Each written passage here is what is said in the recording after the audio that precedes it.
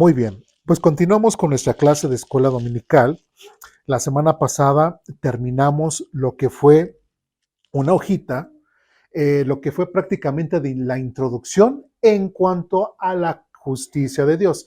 ¿Qué tema estamos viendo? Los atributos morales de Dios. Y todavía estamos con el tema de la justicia. La semana pasada concluimos en cuanto a que la justicia de Dios es algo inherente a Dios. Y de hecho, un pasaje que igual me comentaron fue en Lucas, ¿recuerdan? En cuanto a que cuando uno sirve, tiene que decir de qué, siervo inútil soy porque lo que hago, eso es. Entonces, por qué hablamos en cuanto a ese pasaje? Porque recordemos que decíamos, Dios está obligado a hacer justicia, ¿sí? Para defender su santidad. ¿Sí? Pero no está obligado a recompensar cuando nosotros hacemos algo bien. ¿Sí me explico?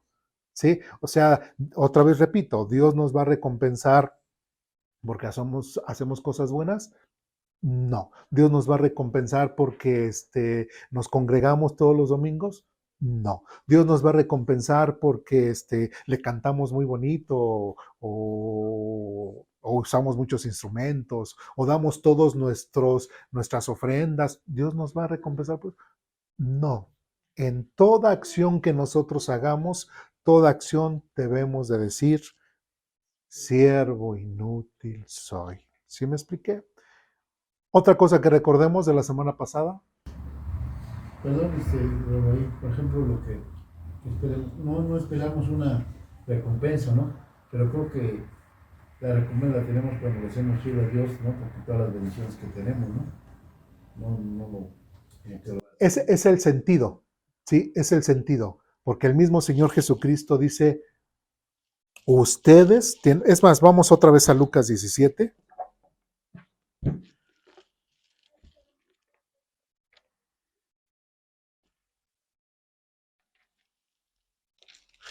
Lucas 17, versículo 10 en especial.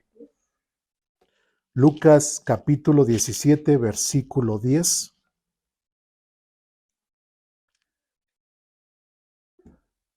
Ustedes me dicen cuando estén ahí. ¿Sí? Dice, de la misma manera, ¿quién está hablando ahí? El Señor Jesucristo. De la misma manera, cuando ustedes, ¿quiénes son ustedes? Se está refiriendo específicamente a sus discípulos, ¿sí? No se está ahí, recordemos que hemos estado en nuestra forma de cómo leer y cómo interpretar la Biblia.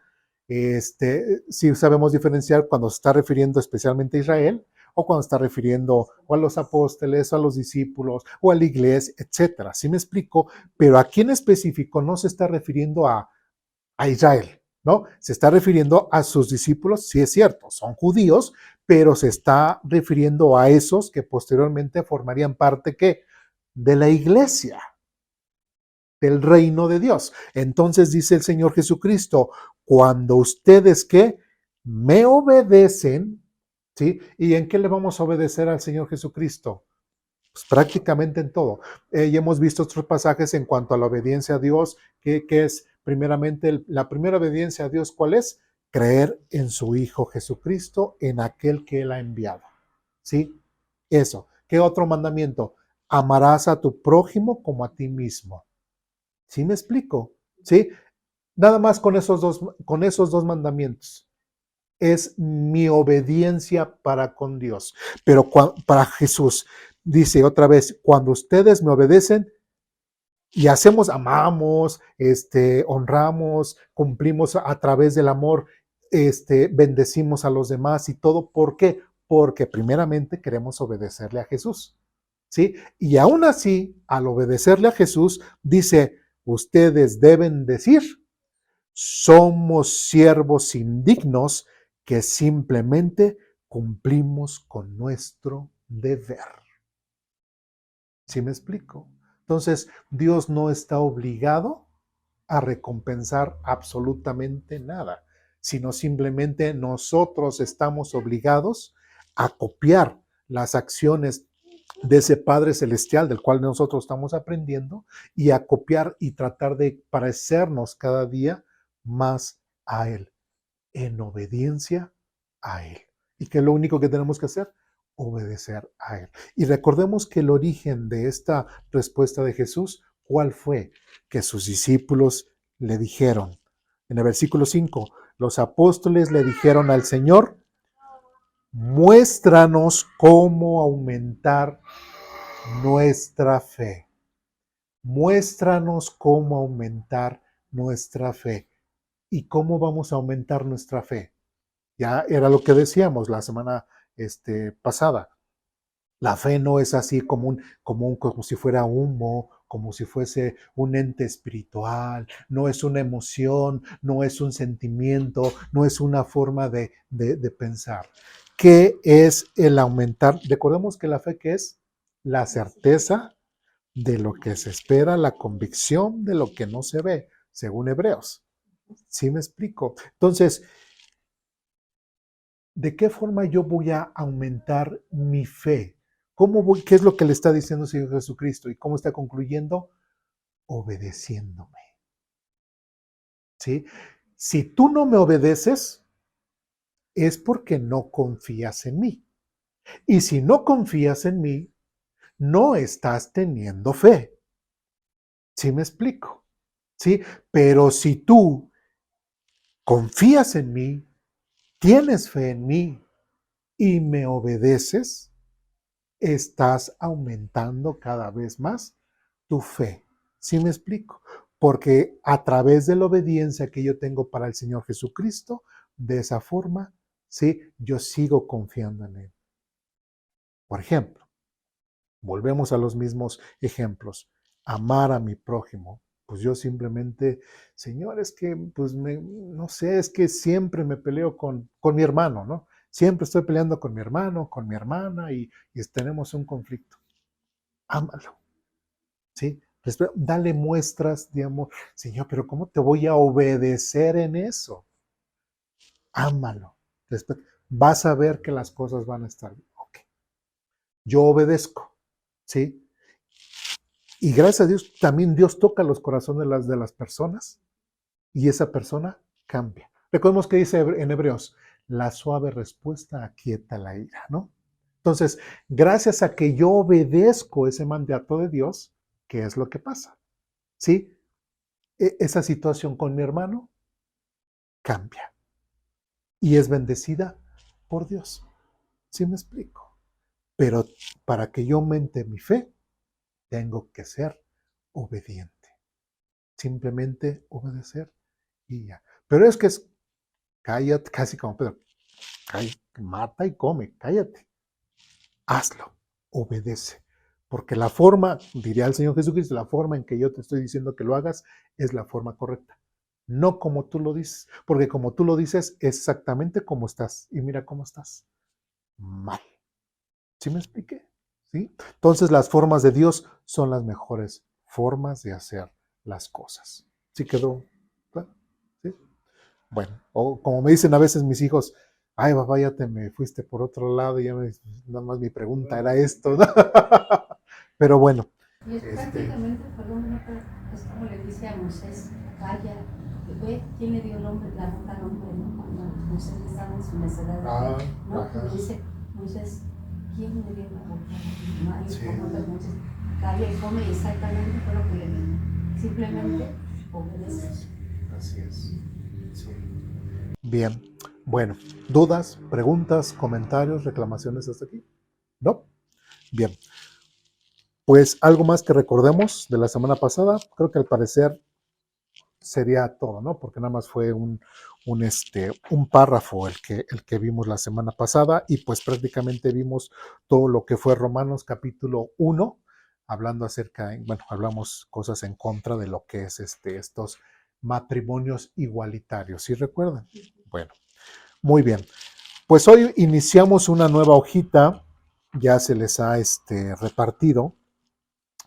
Y seguimos hablando con el tema de la justicia de Dios. ¿Sí? ¿Por qué? Porque ya vimos que Dios es justo, ya vimos que Dios en cuanto a su justicia, pues es el impartir precisamente esa justicia gubernativa, esa justicia distributiva, vimos la justicia retributiva, y hoy vamos a ver lo que es que la justicia de Dios es histórica. ¿Sí? Ahí en su hojita, en el primer párrafo, dice lo siguiente: la realidad de la justicia de Dios es evidente en la Biblia. ¿Sí? O sea, ¿eso qué quiere decir? Que no lo estamos inventando nosotros, no es algo así como que esté muy misterioso, no es algo así que esté escondido.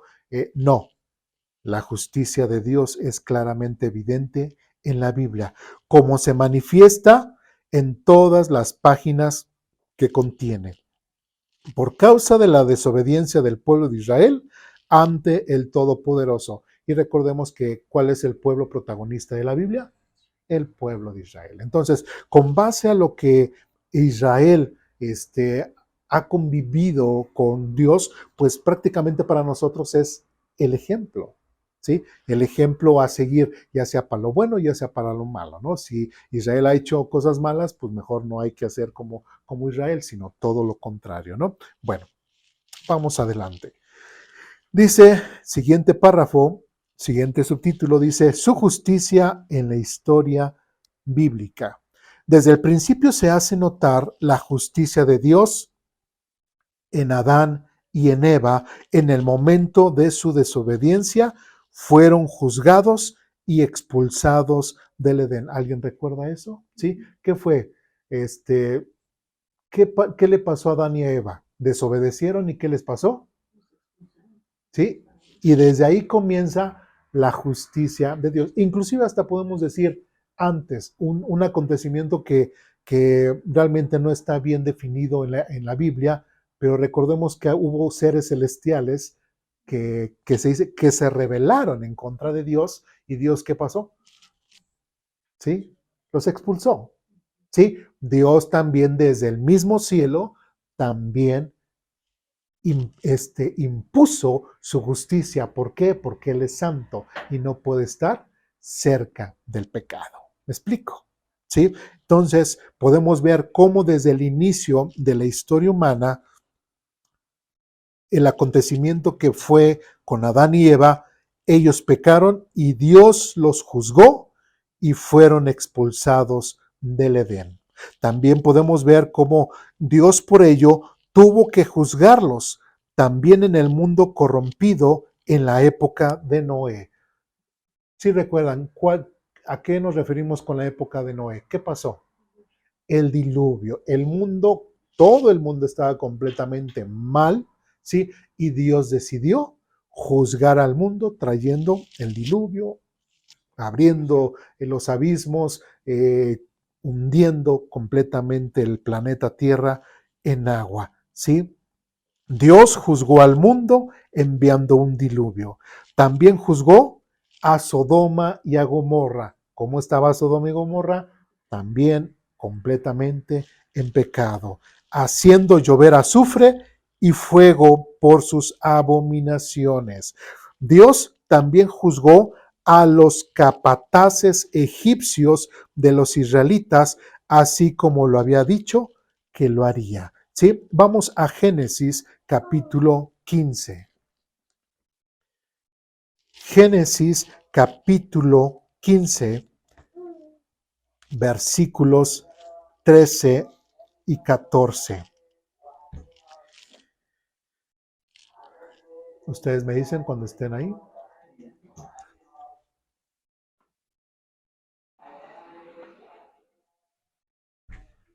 ¿Están ahí? ¿Sí? Génesis capítulo 15, versículos 13 al 14 dice lo siguiente. Después el Señor dijo a Abraham, ten por seguro que tus descendientes serán extranjeros en una tierra ajena donde los oprimirán como esclavos durante 400 años. ¿Sí? 14. Pero yo castigaré a la nación que los esclavice y al final saldrán con muchas riquezas. ¿Sí? Aquí todavía apenas Dios estaba hablando con Abraham referente a que iba a tener mucha familia, ¿no? Iba a tener mucha descendencia, ¿sí? Pero le dice, ten por seguro que tus descendientes serán extranjeros en una tierra ajena. ¿A qué tierra se estará refiriendo? A Egipto. ¿Y qué fue lo que sucedió? Que cuando este pueblo oprimía al pueblo de Israel, dice que Dios escuchó el clamor de su pueblo y envió ¿a quién? Es pura historia, ¿ves? Todo esto ustedes ya lo saben. A Moisés, a Moisés, ¿sí? ¿Para qué? Para que sacara a su pueblo. Y cuando salió Israel de Egipto, como dice aquí, y al final saldrán con muchas riquezas. ¿Sí se cumplió? Sí se cumplió. Y de hecho, inclusive dice, y donde los oprimirán como esclavos durante ¿cuánto? 400 años. Y en la historia, ¿cuántos años estuvo el pueblo de Israel en Egipto? 400 años. Entonces, es una de las primeras profecías que Dios da en cuanto al pueblo de Israel y que creen, se cumplió. ¿Sí me explico? Se cumplió. Y aquí estamos con Abraham. Todavía ni estaba Isaac, ni Jacob, ni las 12 tribus, ni José, ¿sí? Quien fue por medio de él que entraron a Egipto. ¿Sí? Entonces, todo esto nos debe de maravillar y cómo Dios en su historia bíblica, nunca, nunca, nunca dejó de impartir lo que fue su justicia. ¿Por qué? Porque Él es santo. Tan simple como eso. Una frase común diría, si la haces, la pagas. Así tan simple. Si la haces, la pagas. Y con Dios no se le olvida, ¿sí? No se le olvida las consecuencias de nuestros pecados. Bien. Cuando llegamos al Nuevo Testamento, siguiente párrafo, encontramos el juicio de Dios sobre los judíos por rechazar a Cristo. Vamos a Mateo capítulo 21. Es importante que veamos varios textos para que lo veamos, ahora sí que nos convenzamos más viendo los textos.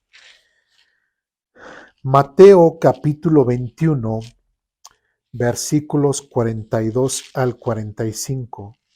Me dicen cuando ya estén ahí. ¿Sí? Dice lo siguiente. Entonces Jesús les preguntó, ¿nunca leyeron en las Escrituras la piedra que los constructores rechazaron ahora se ha convertido en la piedra principal? Esto es obra del Señor y es maravilloso verlo.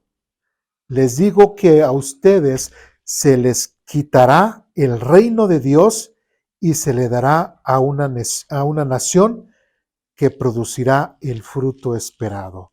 Cualquiera que tropiece con esa piedra se hará pedazos y la piedra aplastará a quienes les caiga encima.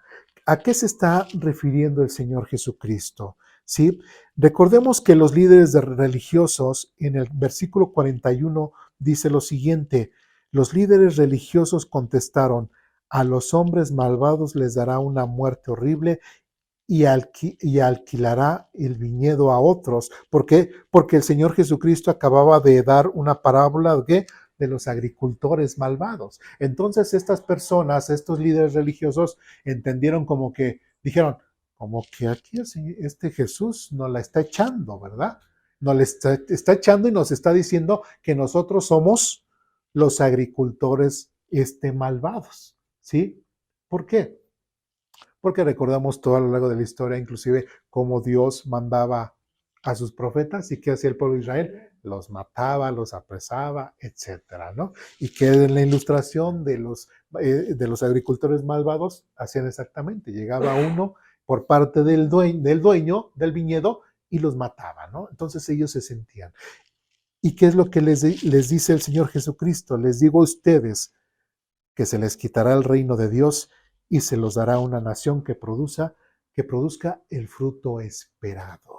¿Sí? Prácticamente el pueblo de Israel, como dice Juan, ahí en el capítulo 1, versículo 11, dice que a lo suyo vino, pero los suyos, su pueblo Israel, no recibió al Señor Jesucristo. Sí, y el mismo Señor Jesucristo también cuando estuvo delante de una higuera y la higuera no dio fruto, ¿qué fue lo que hizo? La secó, prácticamente la mató, la juzgó. ¿Por qué? Porque no dio fruto. Y esto enseñando que, referente al pueblo de Israel, que el pueblo de Israel no estaba dando el fruto esperado. Y de cierta forma, gracias, bueno, no gracias, lamentablemente, pero parte de la situación de que el pueblo de Israel se comportara con Dios de la forma que se ha comportado es por lo que Dios abrió la forma de salvar y no solamente se dirigía al pueblo de Israel, sino también a todas las demás naciones o a nosotros que somos, ¿qué? Gentiles. ¿Sí me expliqué? Entonces el Señor Jesucristo dice, les digo a ustedes que se les quitará el reino de Dios y se les dará otra nación que producirá el fruto esperado. Y después dice, cualquiera que tropiece con esta piedra se hará pedazos. Y recordemos que el concepto de esta piedra, ¿a quién está refiriendo? A él mismo, no a Pedro, a él mismo. Él es la piedra principal.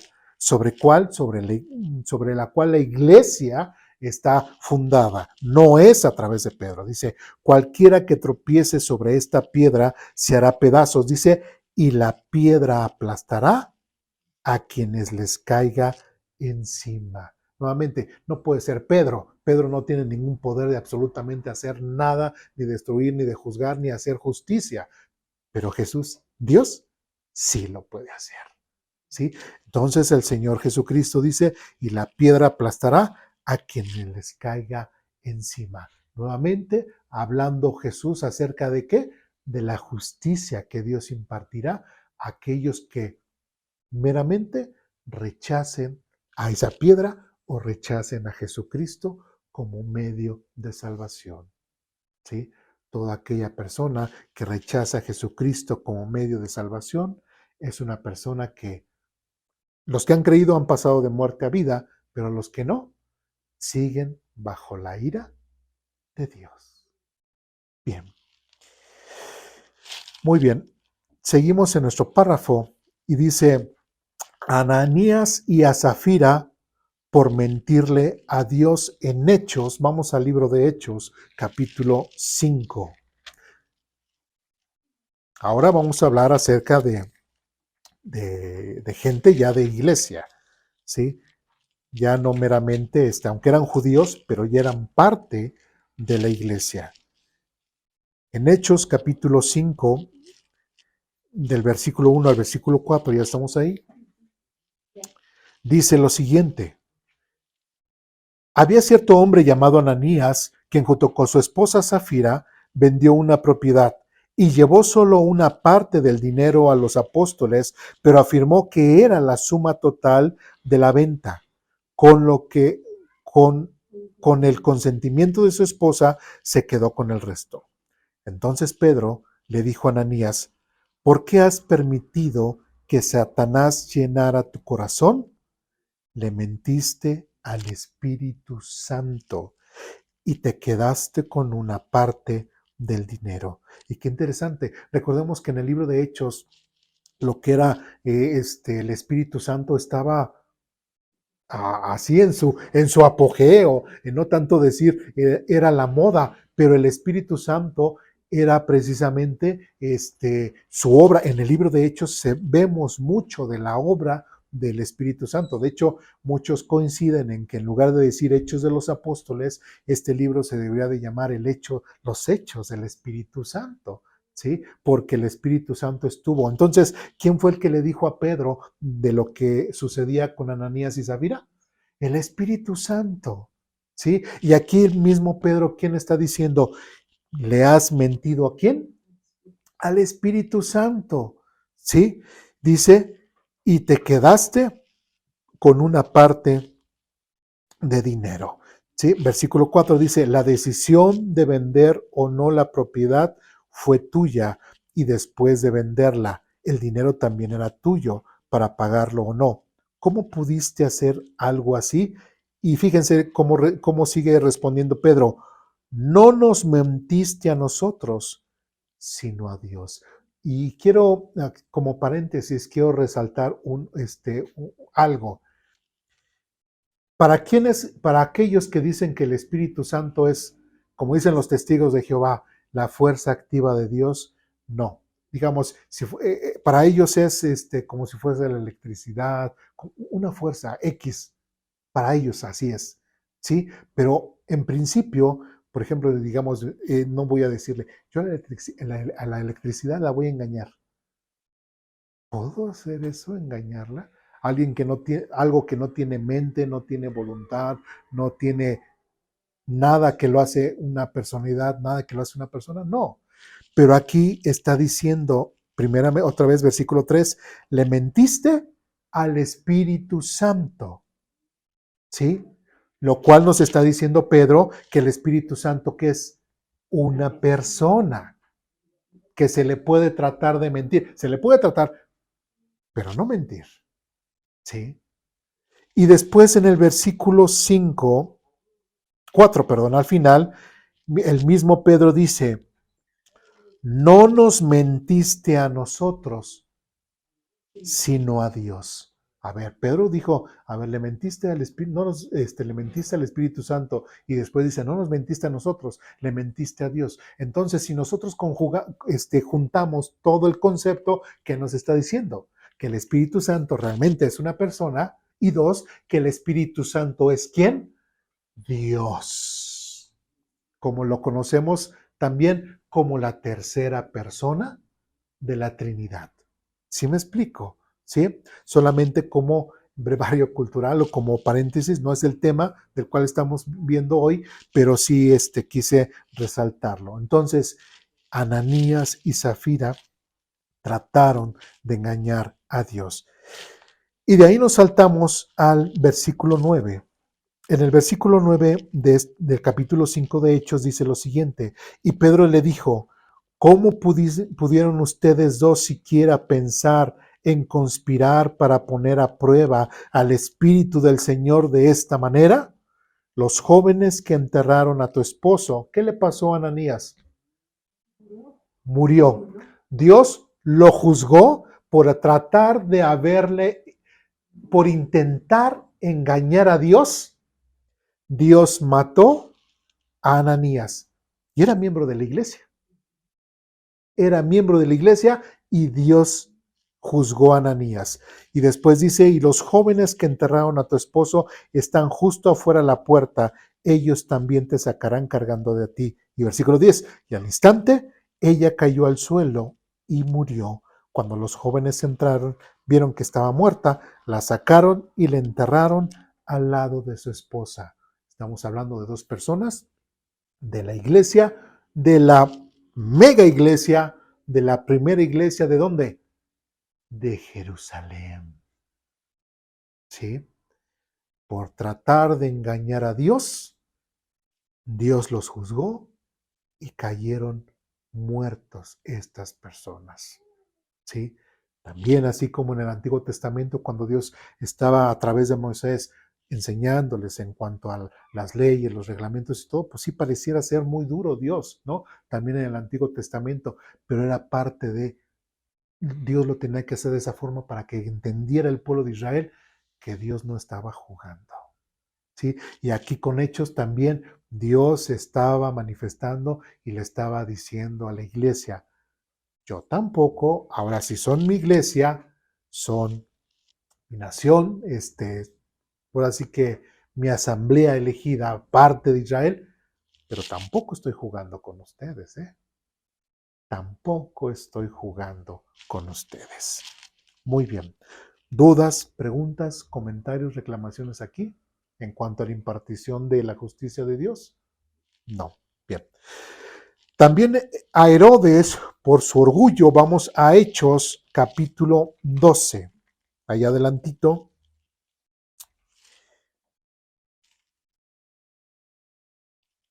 Y esto es referente a Herodes Agripa.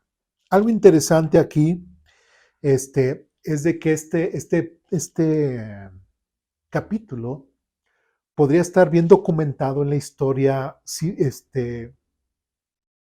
civil o la historia mundial. ¿Por qué?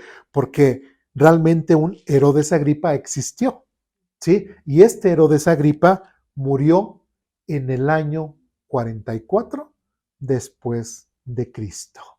¿Sí? Entonces eso a nosotros nos ayuda mucho para más o menos situarnos en cuanto a ciertos capítulos de la Biblia, en el caso del libro de Hechos, más o menos cuál era la situación sociopolítica, cultural que estaba viviendo, en este caso, la iglesia, en su entorno social, cultural, político. ¿Sí me explico? Entonces, Herodes Agripa, que murió en el año 44, nos dice mucho, porque inclusive en la historia mencionan que, no mencionan el libro de Hechos, pero sí hablan acerca de él, de que pues murió de una muerte desconocida.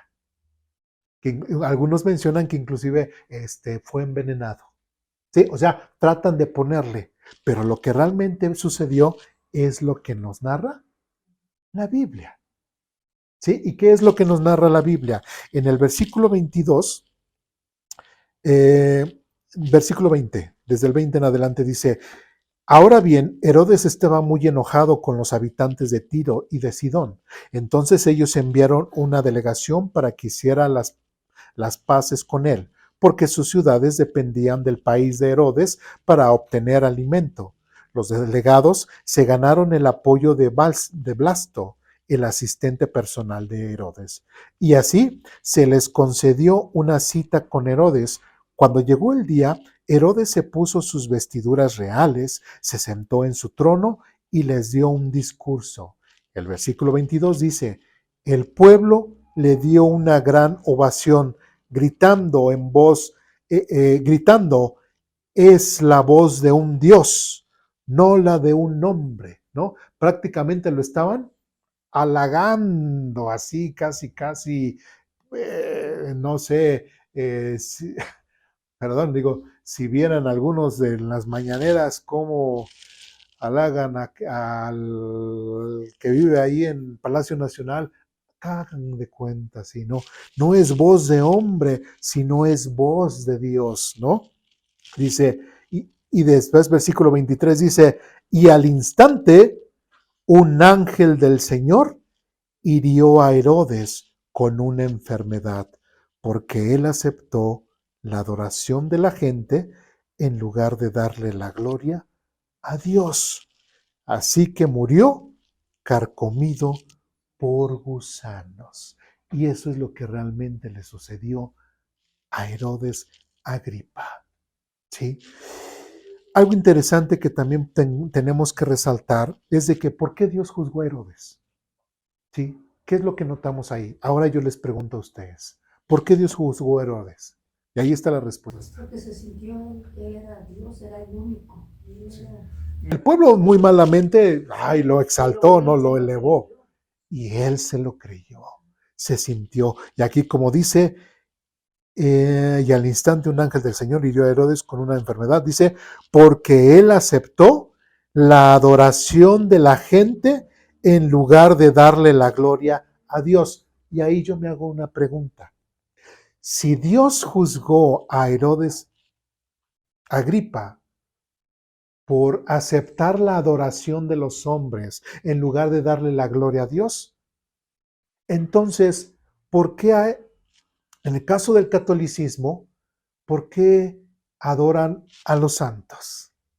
¿Sí? ¿Por qué adoran a los santos y se han creado más santos?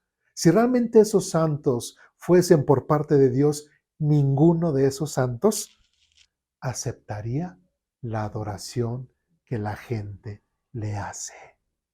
¿Me explico? Y mucho más. ¿Qué va a pasar el día de mañana en la noche? ¿Ustedes creen que si María fuese realmente María, bueno, sí María, no porque no sabemos de dónde sacaron Guadalupe, pero la María, la María bíblica, ¿aceptaría la adoración de la gente? No, ella también es humana, ¿sí? Y ella tampoco aceptaría la adoración de la gente. ¿sí? Porque solamente la gloria y la honra se le da ¿a quién? A Dios, a nadie más. Ni María, ni Pedro, ni Jacobo, ni Juan, ni Andrés, ni Felipe, ni Tomás, ni Bartolomé, ni Jacobo, ninguno de los apóstoles jamás aceptaría. ¿Qué fue lo que pasó con Juan cuando estaba escribiendo el libro de Apocalipsis? ¿Sí? Que él vio igual la imagen de un ángel y se arrodilló, ¿sí? Y que le dijo el ángel, no, párate, yo también soy igual de siervo como tú. Casi somos compas, ¿no? Somos compañeros del mismo trabajo. Sí, no, párate. No, ahora sí que no andes haciendo ese tipo de cosas, ¿sí? A nadie. Solamente la gloria y la honra se le da a Dios. ¿Sí me explico? Entonces, también Dios trae juicio a aquellas personas que pueden sentirse exaltadas e inclusive hacerse a forma de Dios. ¿Sí? ¿Dudas, preguntas, comentarios, reclamaciones hasta aquí? ¿No? Bien. Bueno, ya vemos. Y así como a los cristianos de Corintio, por su irreverencia en la relación con la cena del Señor, fueron juzgados con enfermedad. Este también es importante ver. Vamos a primera los Corintios, capítulo 11.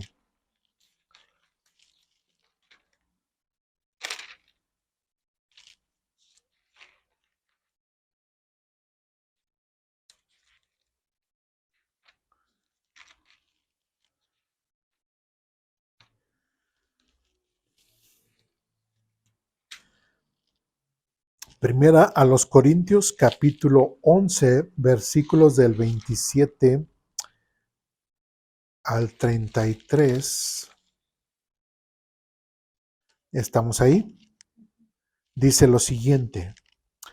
Por lo tanto, cualquiera que coma este pan o beba de esta copa del Señor en forma indigna, es culpable de pecar contra el cuerpo y la sangre del Señor.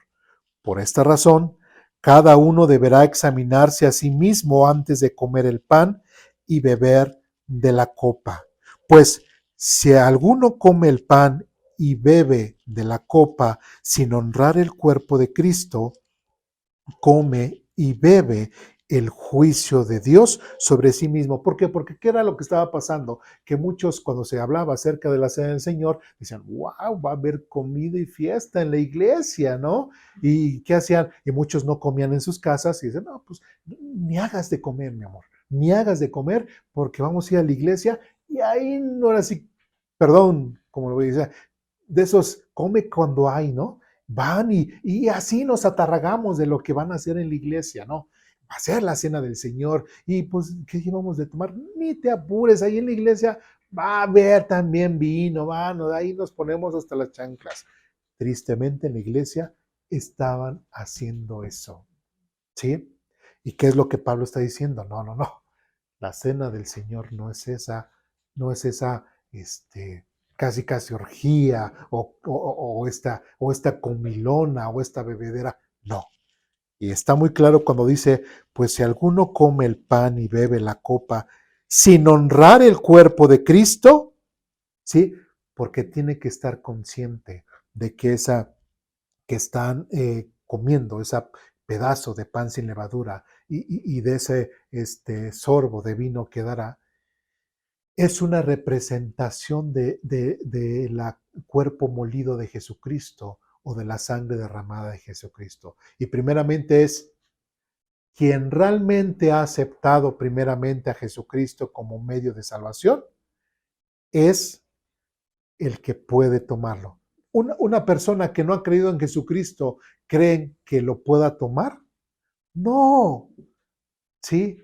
Nada más lo estará haciendo religiosamente, nada más lo estará haciendo nada más por copiar a los demás. Pero si una persona no ha creído en Jesucristo como su Señor y su Salvador, no puede tomar ni puede gustar de esta representación ¿sí? Del cuerpo mayugado de Cristo y de su derramamiento de sangre si no lo ha aceptado? Empezando por ahí, ¿sí? Dice, pues si alguno come el pan y bebe de la copa sin honrar el cuerpo de Cristo, come y bebe el juicio de Dios sobre sí mismo. Y versículo 30. Esa es la razón por la que muchos de ustedes son débiles y están enfermos, y algunos incluso han muerto. Dice, si nos examinamos a nosotros mismos, Dios no nos juzgará de esa manera.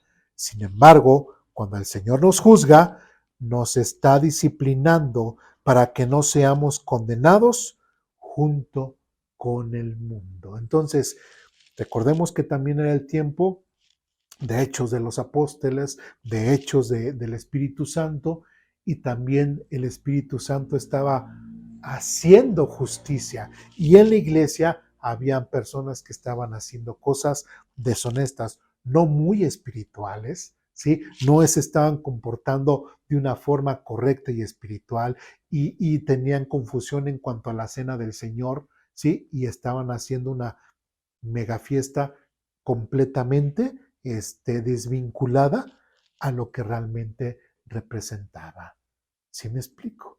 La cena del Señor no es para venir a comer, ¿sí? Y llenarnos y embotarnos de comida. La cena del Señor no es para venir a embriagarnos, ¿sí? Es más, lo que nosotros utilizamos es el jugo de la vid, ¿sí? No es el fermentado, sino es el jugo de la vid, ¿sí? Que es realmente lo que se usaba, ¿sí? Entonces, es algo que nosotros tenemos que tener muy conscientes. Entonces, dentro de la justicia histórica de Dios, vemos desde Génesis con Adán y Eva, y vemos cómo inclusive hasta dentro de la misma iglesia, el hecho de que aún cristianos o diciendo que son cristianos, también Dios los llegó a disciplinar.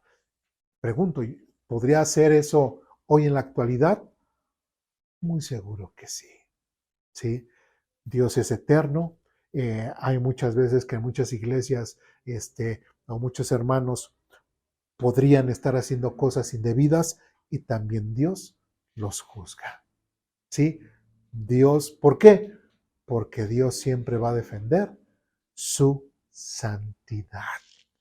No dejará de dar juicio, ¿sí? A quien debería de ser juzgado. ¿Dudas, preguntas, comentarios, reclamaciones? ¿No? Bien, yo creo que le vamos a dejar hasta ahí. ¿Cuánto llevamos? Yo creo que le dejamos hasta ahí. ¿Sí?